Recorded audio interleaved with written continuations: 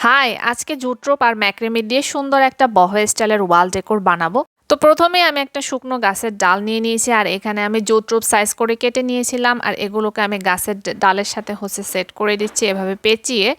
আর এরপর আমি মাঝখান থেকে আরেকটু টেনে দিব, একটা গিট দিয়ে নিব যাতে করে এটা সুন্দরভাবে সেট হয়ে যায়, ঠিক যেভাবে ভিডিওতে দেখাচ্ছি।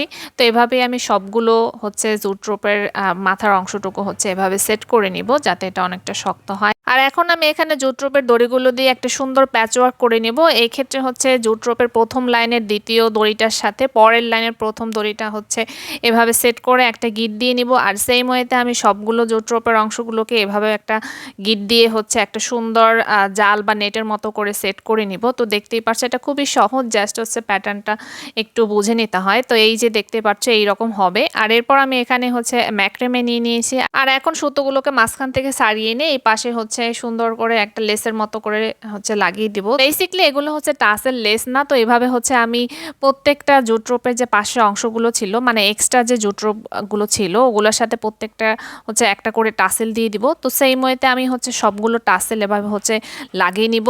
তো টাসেলগুলোকে সেট করে এভাবে সুন্দর করে কেটে নিচ্ছি। আর এখন উপরে টানানোর জন্য আমি একটা দড়ি সেট করে দিচ্ছি। তো এটা অলমোস্ট কমপ্লিট। তো দেখতেই পাচ্ছ, তোমাদের কাছে কেমন লেগেছে অবশ্যই আমাকে জানিও। আর প্লিজ আমার চ্যানেলটি সাবস্ক্রাইব করে দিও। বাই।